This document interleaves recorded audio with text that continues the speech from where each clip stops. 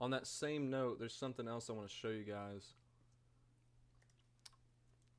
Pred catch.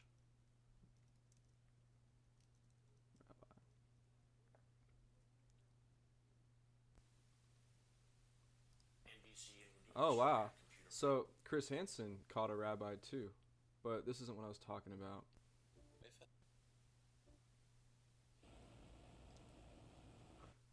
What about this guy?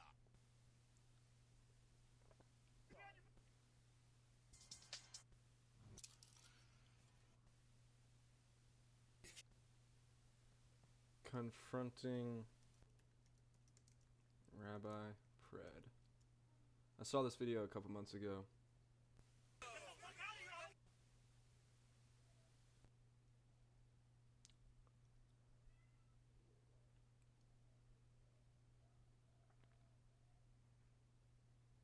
Well, screw it. We can look at Chris Hansen. That's a classic. I am Chris Hansen with Dateline NBC, and we're doing a story on computer predators. Hold on, guys. Hold on. Here we go. All right. So, a rabbi, a religious leader, right? Let's check it out. I am Chris Hansen with Dateline NBC, and we're doing a story on computer predators. Oh no! Come on, You don't want to touch anybody.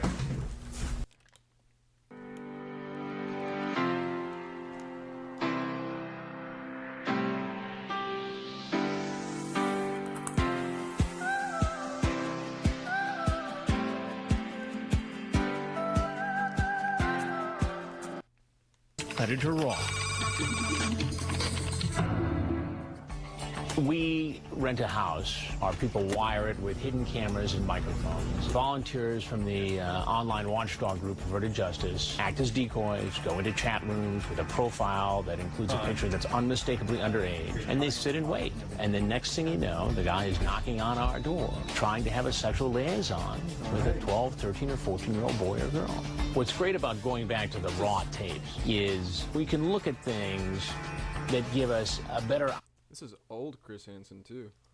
idea of how these guys' minds work. Why does a 56-year-old man on his lunch hour walk into a house where he thinks a 13-year-old boy is home alone? How do you get there? I mean, this guy sent photos of himself performing oral sex on another man to somebody he thought was 13. And like so many of the other men who ultimately visited us in Fairfax County, Virginia, this guy was a prominent member of society.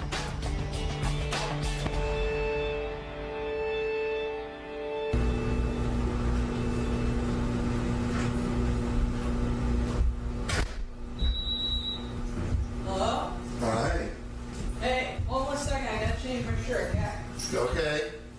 It's full day.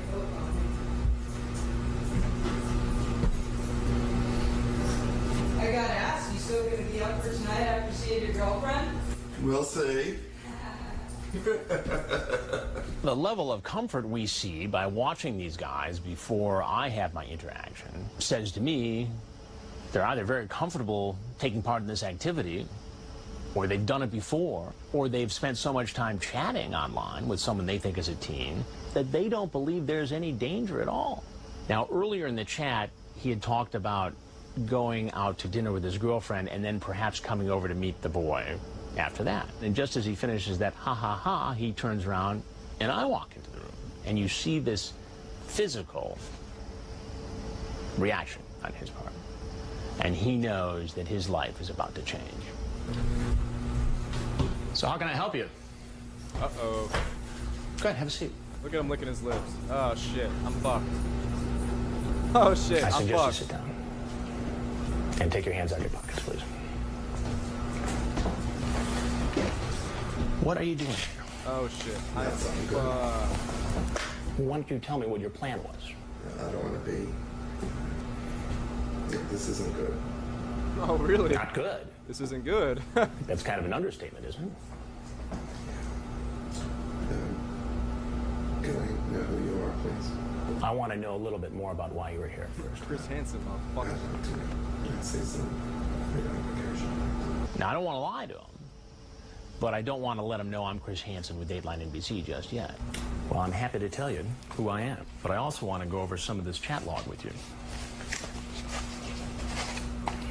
It appears from this that you were setting up a meeting with a 13-year-old boy. Okay, you're only 13. Yep, 13. For a 13-year-old, you handle yourself pretty well. Yes, you are very cute, and when boys are that cute, they usually look like their moms. So you pretty much thought you were coming here to meet a 13-year-old boy named Conrad. The transcript of an email. Do you have anything to say for yourself?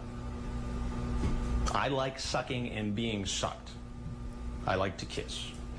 And now I'm getting ready to ask him what he does for a living. I already know, but I want to hear it from him. What do you do for a living? A rabbi. A rabbi. Rabbi. Now, presumably, you counsel families and children in your position as a rabbi. Yeah, I like to suck and fuck. I like to suck and fuck when little boys, they look like their mothers. What the fuck is wrong with you, dude? Look at his posture, too. Posture check. Posture check. I'm a rabbi. Yeah, you wouldn't catch me dead admitting that. That's crazy. I mean, thanks for the honesty, but what the fuck, dude? Do they not think about... Children.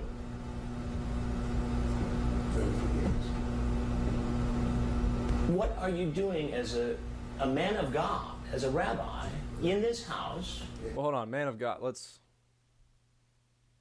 You know what? Trying to meet a 13-year-old boy. I'm really... I don't want to do anything that's going to further make you angry. Oh, I'm not angry. You're coming across in a very angry... No, he's not coming across as angry as all. He's coming across as someone who just caught you trying to meet a 13-year-old for sex, and maybe, you know, I bet if you got him in a room alone, you'd force him too. This is, and see how he immediately starts playing the victim, like, I don't want to say anything that's going to make you more angry. And he was talking very just, you know, and this is old too, so like, this is something that has happened a lot and continues to happen. In authoritative sense, I've asked you for identifications to who you are, and you've yet to show it to me. Right now, all that's happened is that I'm sitting in a house. And you sent pornographic pictures through the mail. Okay, that's a federal offense right there. You know I'm in trouble, and I know I'm in trouble. I am not interested in getting any further in trouble. This is not something that I've done. You've never done this before. You know, because I hear that a lot.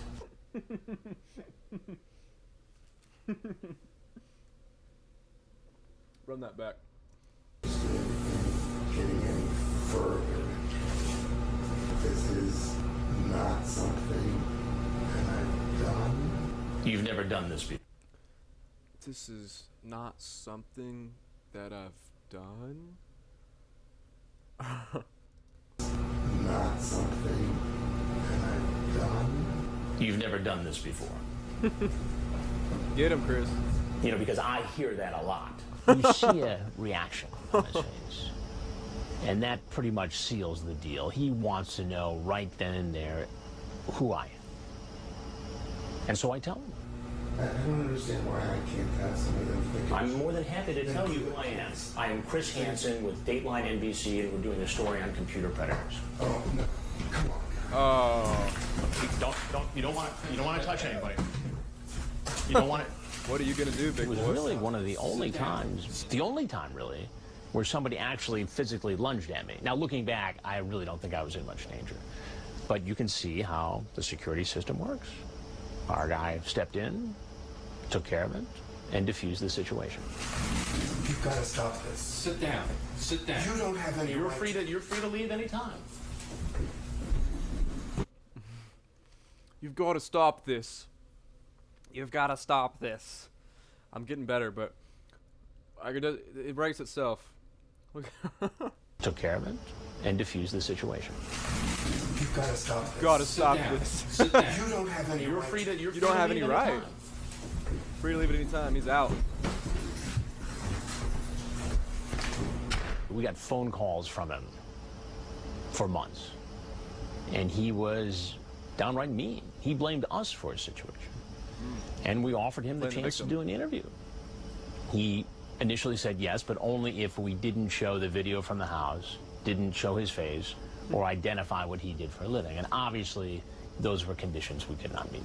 In this investigation, unlike the more recent ones, we did not have police doing a parallel investigation. These guys walked away. We did, however, interview the Fairfax County, Virginia police afterwards, and Perverted Justice supplied police with the chat logs. So ultimately, a lot of these guys were prosecuted.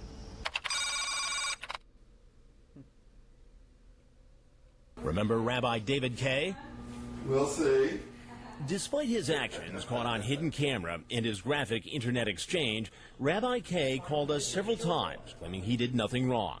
However, earlier this week, he resigned his staff position, informing his employer he was going to be featured in this Dateline story. He also had no comment about this picture Dateline found while investigating the rabbi's background. It shows Kaye in a group photo, including two other rabbis caught and convicted of soliciting a child for sex on the internet. Do you ever think to yourself, I can't believe how many of these people are out there? It's overwhelming at times. In the end, most experts agree it's really up to parents to keep children safe from online predators. Update, November 2nd, 2005. Rabbi David Kaye, a.k.a. Red BD, resigned from his position as an official with an educational program for Jewish high school students as a direct result. All right, I'm going to read this. I don't like his voice. November 2nd, 2005. Rabbi David Kaye, a.k.a. Red BD, resigned from his position as an official with an educational program for Jewish high school students as a direct result of this chat log and the Dateline Group media bust. Thankfully, he will no longer be working alongside high school-age children for the immediate future.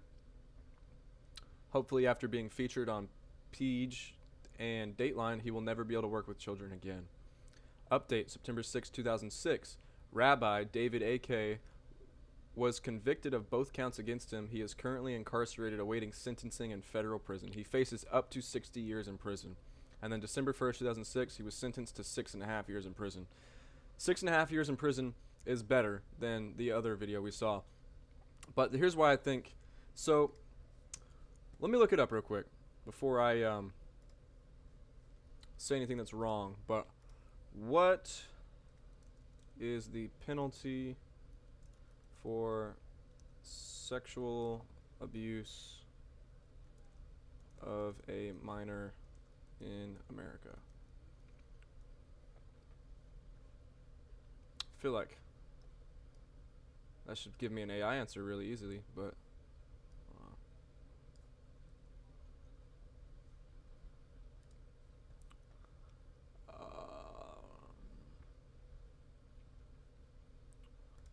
mandatory minimum penalties for federal sex offenses.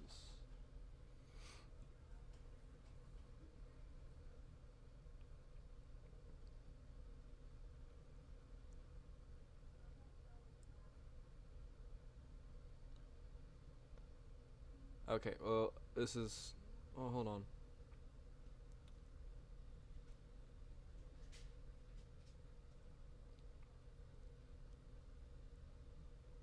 I don't know why it can't just give me a direct answer. Like, look, what is the penalty for murder? Federally. Life imprisonment to the death penalty. Right? So it's very clear. Now, for sexual abuse of a minor. Why can't it give me a direct answer? You guys seeing? Here it is. Okay, federally.